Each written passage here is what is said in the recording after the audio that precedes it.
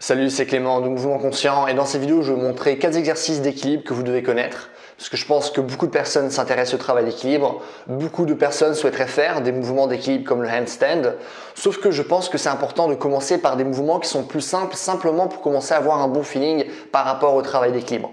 Alors, le premier exo que j'ai envie de vous montrer, il est assez connu, à vrai dire, tous les exos que je vais vous montrer sont connus, néanmoins ils sont importants, c'est la crow pose, du coup la position du corbeau, qui est assez simple en fait. Ce que vous allez faire, c'est simplement poser vos mains par terre, vous allez plier vos bras et vous allez simplement poser l'intérieur de vos genoux au niveau de vos coudes. Ok ?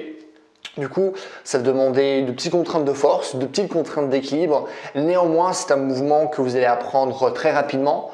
Et du coup, il est très abordable, raison pour laquelle c'est l'exercice par lequel il faut commencer pour déjà avoir un peu un feeling concernant l'équilibre sur les mains, sachant que l'équilibre c'est une qualité très spécifique. C'est pas parce que vous avez un bon sens de l'équilibre par exemple sur les pieds que vous allez avoir le même sens d'équilibre sur les mains. Du coup c'est à chaque fois très spécifique par rapport à l'activité dans laquelle on souhaite développer cet équilibre. Ok ? Du coup ça c'est le premier exo. Une fois que vous arrivez à maîtriser la position du corbeau, vous pouvez passer à la variante suivante qui est la position du corbeau mais cette fois-ci sur le côté. Du coup là, les contraintes de force vont être plus élevées et les contraintes d'équilibre également. Et là, ce que vous allez faire, c'est pareil, posez vos mains par terre, vous allez cette fois-ci sur le côté, vous allez plier vos bras et vous allez placer vos jambes sur votre triceps en fait. Du coup, là, vous allez voir aussi que au niveau de l'équilibre, ça va pas du tout être les mêmes sensations et ça va aussi vous demander beaucoup plus de force. Au début, ça va être dur d'avoir les jambes qui sont tendues. Parce que plus les jambes vont être tendues, plus ça va vous demander un sens de l'équilibre et également de la force. Du coup, logiquement, au début, vous allez commencer avec les jambes pliées, mais au fur et à mesure, vous allez pouvoir davantage étirer vos jambes. Et donc, à partir du moment où vous êtes relativement confortable dans cette position, par exemple pendant 30 secondes, vous pouvez passer à la prochaine variante qui est aussi très connue, qui est le trépied.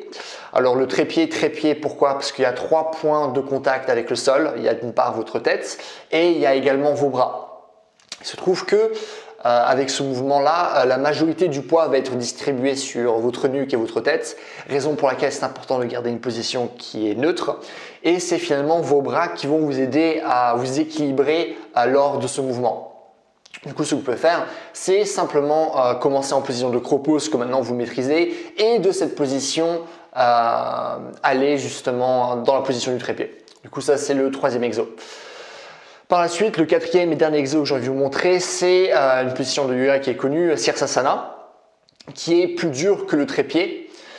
Parce que le but avec Sirsasana, c'est d'être posé sur nos avant-bras et du coup, la majorité de la pression justement va être sur nos avant-bras et le but, c'est simplement d'avoir notre tête qui va nous aider à équilibrer le mouvement. Ce qui est totalement différent par rapport au trépied où le poids est distribué sur la tête et c'est nos bras qui vont nous aider à équilibrer. Là, ça va être plus dur parce que les contraintes de force vont être au niveau de nos bras et du coup là, on aura tendance à beaucoup plus bouger et à moins être sûr. Alors que là, on se dit, on est juste posé sur la tête, c'est une structure rigide, il n'y a pas de souci. Là, on intègre beaucoup plus de mouvements. Du coup, logiquement, cet exercice va être plus dur. Et donc vraiment comme je l'ai dit, le but c'est d'avoir tout notre poids qui est sur les avant-bras et notre tête va juste se poser pour nous aider à équilibrer ce mouvement. Mais si vous avez appris à faire le trépied auparavant, vous allez déjà avoir le feeling nécessaire pour faire ce mouvement rapidement. Concernant les mouvements du trépied et de Sirsasana, je vous conseille de le faire devant un mur. Pourquoi ? Parce que ça va vous aider psychologiquement ce que vous allez faire le mouvement, parce que vous n'avez pas envie de tomber en arrière. Surtout si vous n'avez pas d'expérience dans ce domaine, vous ne savez pas comment vous rattraper.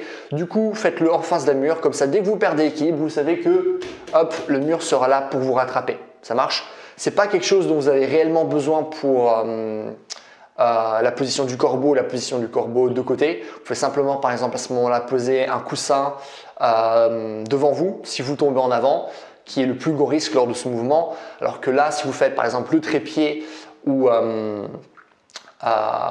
Sirsasana, si vous tombez devant, c'est-à-dire par rapport à la face de votre corps, il n'y aura pas de souci parce que vos pieds vont vous rattraper. Néanmoins, ça ne va être pas possible en arrière, raison pour laquelle il faut le faire devant un mur. Ce qui est bien avec ces mouvements, c'est que vous pouvez les combiner. Comme je l'ai dit, par exemple, passer de crow pose à la position du trépied. Du coup, il y a vraiment plein de différentes combinaisons que vous pouvez faire pour rendre ces mouvements plus compliqués et pour les maîtriser davantage.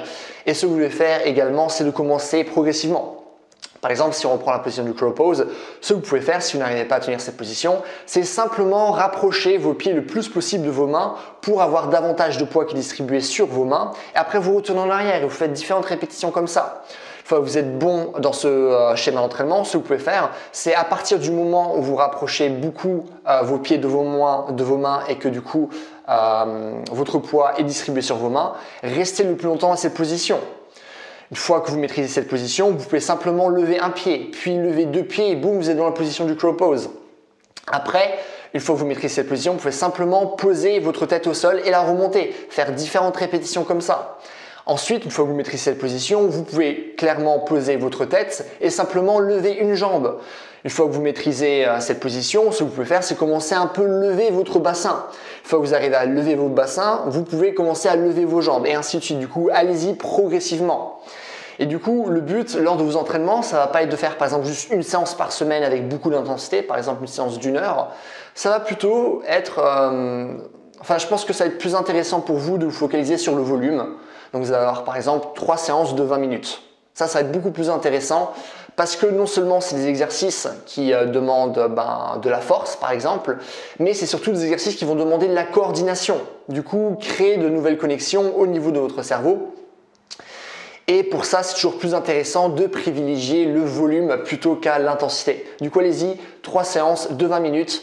Il ne faut pas que les séances soient trop courtes parce que sinon vous n'allez pas suffisamment travailler pour avoir les résultats que vous souhaitez avoir. Mais simplement 3 séances de 20 minutes, 2 séances de 20 minutes, c'est un très bon commencement. Voilà, écoutez, c'est tout pour cette vidéo. Si vous avez des questions, des choses que vous ne comprenez pas, des questions sur l'équilibre, la souplesse, la force, ce genre de choses, n'hésitez pas à me mettre dans les commentaires. Je réponds à tout le monde comme d'habitude.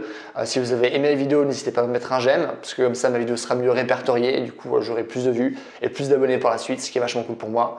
N'hésitez pas aussi à vous abonner si vous voulez avoir davantage de vidéos de ce genre. Et si vous voulez un programme en ligne qui vous apprend justement à faire ce genre de mouvements, mais aussi plein d'autres mouvements, vraiment une centaine de mouvements, programme où je parle de force, de souplesse, de coordination, de vitesse, d'endurance, de posture, de mobilité, de douleur, de mouvement de manière générale. N'hésitez surtout pas à aller sur mon site, c'est le premier lien dans la description. Et voilà, passez une bonne journée, bye!